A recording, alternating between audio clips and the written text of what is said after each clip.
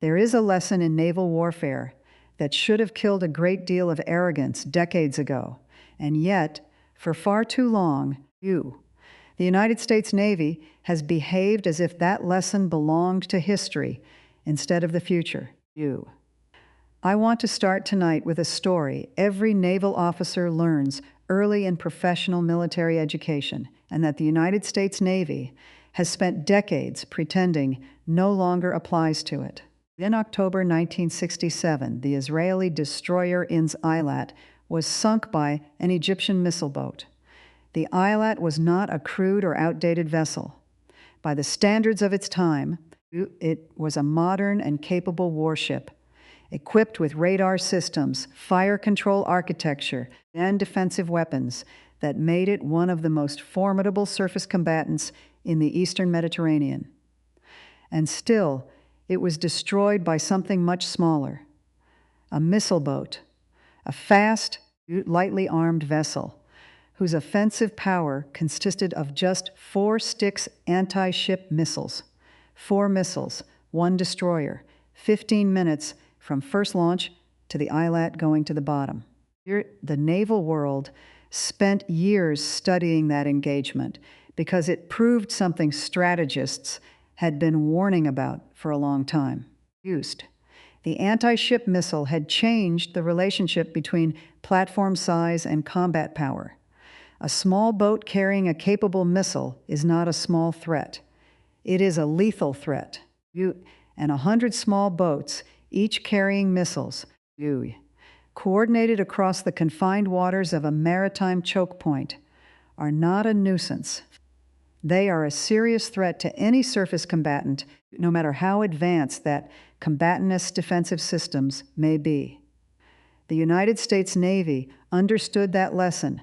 It studied it, it war-gamed it, it wrote doctrine around it.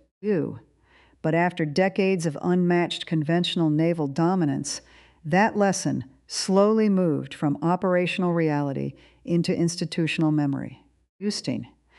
It became something discussed in classrooms and simulations, but not something fully internalized in the assumptions that shape how carrier strike groups position themselves, how destroyers operate in choke points, and how commanders think about risk.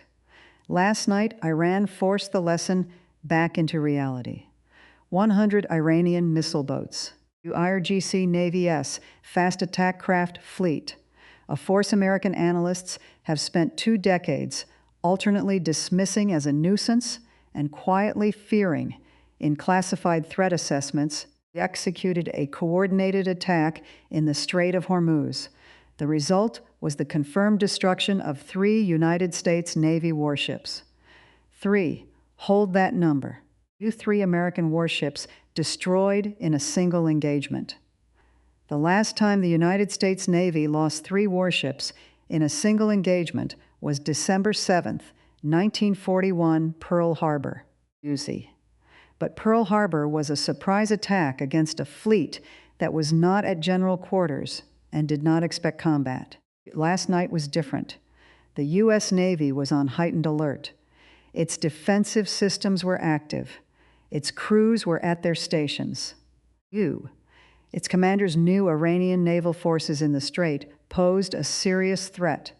And still, 3 ships were lost. Tonight, we need to understand how that happened.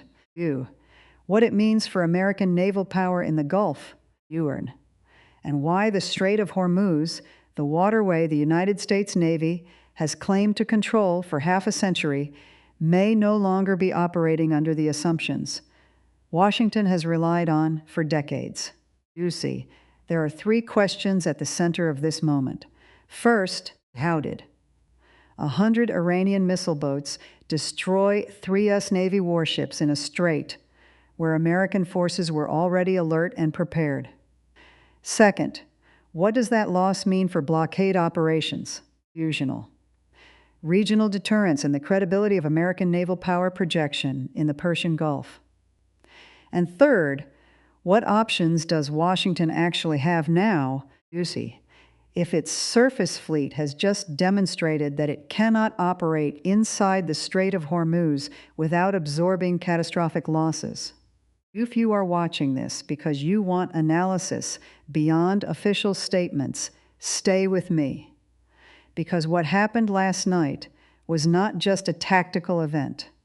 It was a strategic rupture. Let us reconstruct the engagement. The IRGC Navy has been preparing for this scenario for more than 3 decades. A confrontation with American naval forces inside the confined waters of the Strait of Hormuz. The doctrine is not secret. Iranian commanders have discussed it publicly. Iranian military publications have described the basic principles. Western analysts have written about it for years. The concept is known as swarm tactics. The idea is simple, but its execution is complex. Large numbers of small, fast, armed vessels attack larger surface combatants from multiple directions at the same time. The purpose is not to defeat the enemy ship in a traditional duel. The purpose is to overload its defensive system. A modern destroyer has extraordinary defensive capability, but it is not infinite. It carries a finite number of interceptors. Its guns carry a finite number of rounds. Its fire control system can track and engage only so many threats at once. Its crew can process only so much information under extreme pressure. Against a small number of incoming missiles, American naval defenses are exceptionally strong. That is the scenario they were built to defeat. But against dozens of incoming missiles, arriving from different directions, supported by fast boats generating radar clutter and forcing split-second decisions, the equation changes. Mathematics becomes brutal. Some threats will get through. Last night, Iranian planners ensured that enough threats got through to sink 3 ships. The attack appears to have been organized into 3 elements. The first element, roughly 40 fast attack craft, approached from the Iranian coastline along the northern edge of the strait. They used shallow coastal waters and radar clutter from the irregular shoreline to reduce detection range. Their goal was to get close enough to launch missiles before American combat systems could achieve clean fire control solutions on every vessel. They launched from approximately 30 to 40 kilometers near the outer edge of their weapons envelope. The second element, roughly 30 fast attack craft, approached from the south from positions that created a second axis of attack. This forced American defensive systems to divide attention between threats coming from opposite directions. That geometry mattered. A ship can concentrate defensive fire effectively when threats come from one direction. It becomes much harder when threats arrive from multiple bearings simultaneously. Radar, fire control, interceptor allocation, and command decision-making all become stressed at once. The third element, another 30 craft, was held back as an exploitation force. Its job was not to open the engagement. Its job was to watch how the American ships responded, identify which vessels had exhausted their longer-range defensive missiles, and then close in to deliver follow-on attacks against those weakened defenders. Initial saturation, multi-axis pressure, exploitation against exhausted defenses. That was the architecture of the attack. And it reflects a level of operational maturity that many Western assessments of the IRGC Navy have failed to fully credit. The weapons used were reportedly a mix of C-802 anti-ship missiles and Iranian-developed Nejasr missiles. Both are sea-skimming systems. That means they fly extremely low over the water, reducing the distance at which ship radar can detect them. In the open ocean, a destroyer has more space, cleaner radar conditions, and more time. In the Strait of Hormuz, everything is compressed. The waterway is narrow. Traffic is dense. The coastline is close. Small vessels move quickly. Radar clutter is severe. A sea-skimming missile flying just meters above the surface may appear on radar only 12 to 15 kilometers from the ship. At roughly 250 meters per second, it gives defenders about 50 seconds from detection to impact. 50 seconds is enough to engage one incoming missile. It may even be enough to engage several. It is not enough to manage a full multi-axis swarm while tracking dozens of fast boats, assigning interceptors, confirming kills, and maintaining a coherent tactical picture. That is where the system was stressed beyond its limits. The C-802 is not an unknown weapon. American naval planners understand what it is. They understand its speed, profile, and flight behavior. But knowing a threat is not the same as defeating it under worst-case conditions. Your known missile becomes far more dangerous when it arrives in numbers that exceed magazine capacity, from directions that split defensive attention in a geography that reduces warning time. The Iranians did not need every missile to hit. They only needed enough missiles to penetrate. And the salvo size appears to have been calibrated precisely for that purpose. Then comes the final layer of defense, the Phalanx close-in weapon system, USTI. Phalanx is a 20-millimeter rotary cannon designed to destroy threats that survive all other defensive layers. It fires thousands of rounds per minute and is extremely capable within its design limits. But those limits matter. Against a sea-skimming missile approaching at high speed, Phalanx may have only seconds to acquire, track, and destroy the target before impact. Against one missile, it is possible. Against multiple missiles arriving from different bearings, at the same time, the physical limits of the system become unavoidable. It cannot point everywhere at once. It cannot engage every simultaneous inbound threat within a 6-second terminal window. The ships were not lost because one system failed. They were lost because the entire engagement was designed to exceed every layer of defense in sequence. Long-range interceptors were drawn down. Medium-range defenses were overloaded. Close-in systems were left facing too many terminal threats at once. That is not random chaos. That is deliberate saturation doctrine. And last night it worked. Now we need to talk about what this means in Washington. The United States has not lost 3 warships in a single engagement since World War I. This is not a normal setback. It is not something that can be managed with careful messaging and incremental adjustments. This is a rupture. A rupture in American strategic credibility. A rupture in assumptions about naval power projection. A rupture in the belief that American surface combatants can operate inside the Strait of Hormuz under conditions of Iranian escalation without unacceptable losses. The 3 ships were not operating in isolation. They were part of the broader naval posture supporting blockade enforcement and freedom of navigation operations. Their destruction challenges the core assumption behind that mission that American surface forces can remain inside the strait and impose control. That assumption is now in question. Washington has 3 broad options. The first is direct retaliation against the IRGC naval infrastructure. Strike the bases, fuel depots, maintenance sites, missile storage facilities, new command nodes, and coastal support infrastructure that enabled the attack. This option is militarily coherent.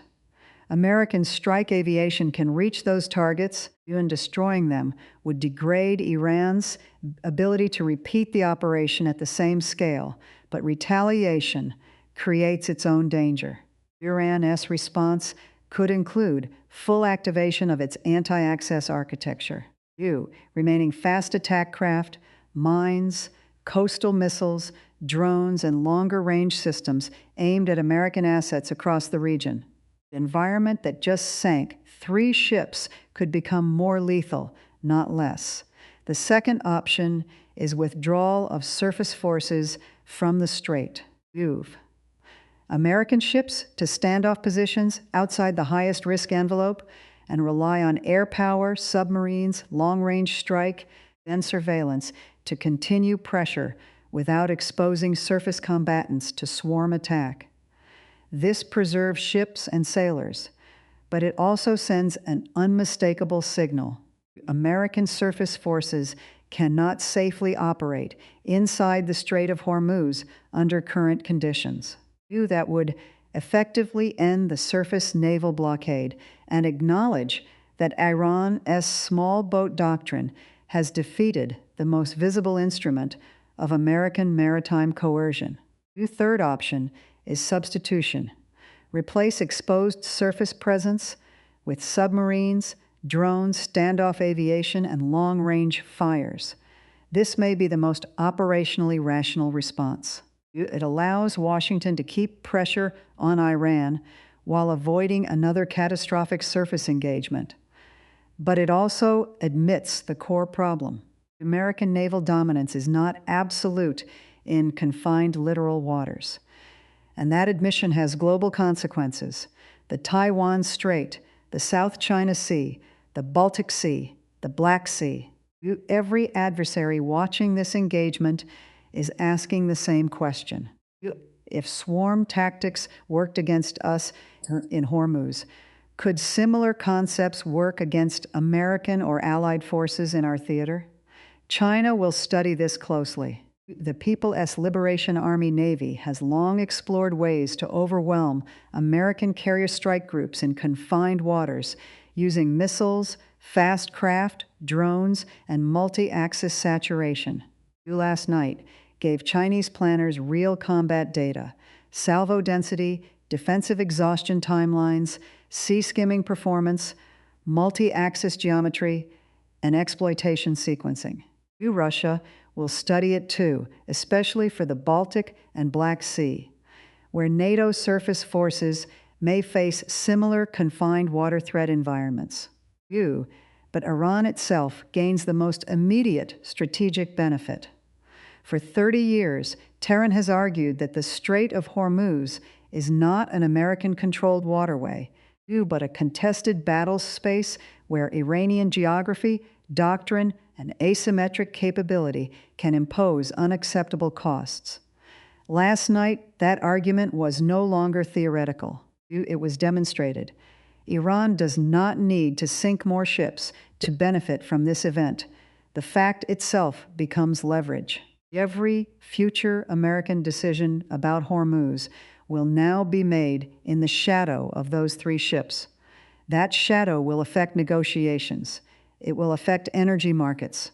It will affect insurance rates. It will affect allied confidence.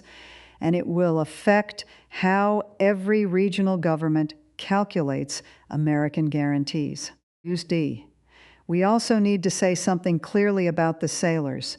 The crews of those ships were professionals. They were trained, they were alert, went to battle stations, and fought under conditions of extreme pressure. The loss of those ships was not a failure of individual courage or competence. It was a failure of the strategic framework, a framework that placed surface combatants inside a lethal choke point and called that postured deterrence. The sailors did not fail the system. The system failed them. The classified threat assessments existed, the war games existed, the warnings about urgency swarm tactics existed. The danger of confined water missile saturation was not unknown.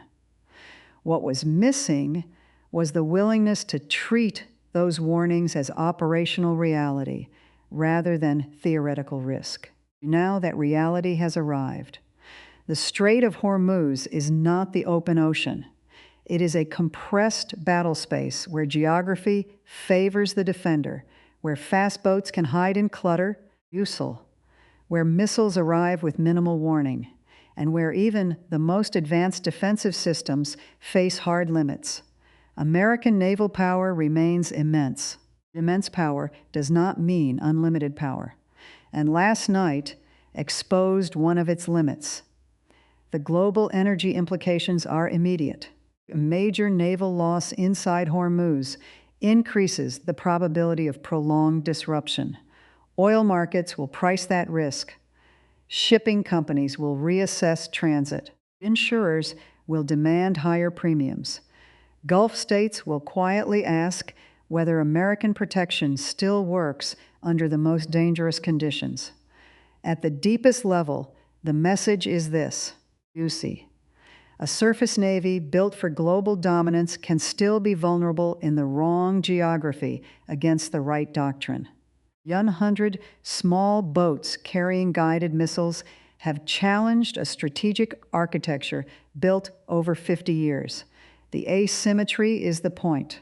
Iran's spent far less on the platforms than the United States spent on the ships they destroyed. But in a confined choke point, cost does not determine outcome. Doctrine, geography, timing, and saturation do.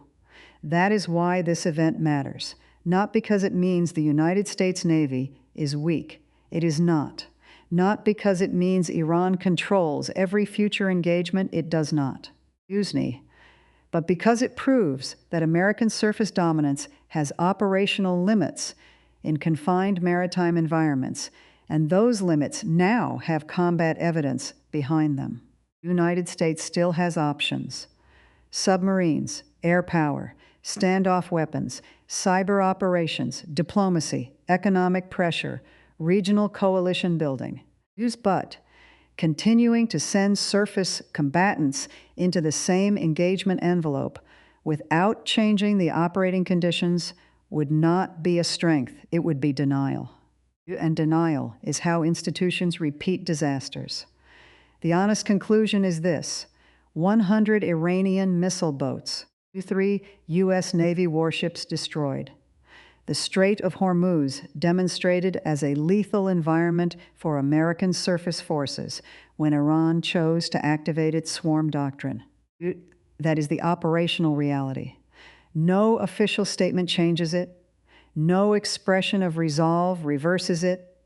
No additional deployment matters unless the underlying conditions are changed. For 80 years, American strategic culture has defaulted to forward presence. More ships, more visible power, more demonstrations of resolve. In open water, that logic has often worked. In the Strait of Hormuz, against a mature swarm doctrine developed over 3 decades, that instinct just produced 3 ships on the bottom. So the question now is larger than Hormuz. If American surface forces cannot operate in that strait at acceptable loss rates, what does that mean for every other confined maritime environment where American credibility depends on visible naval presence? Taiwan Strait, South China Sea, Baltic Sea, Black Sea. Where does the operational limit of surface power become the strategic limit of deterrence? That is the question last night placed on the table. And it will shape naval doctrine, procurement, alliance planning, and crisis management for a generation. 3 ships are gone. The lesson is back. And this time, no Navy can afford to pretend it does not apply.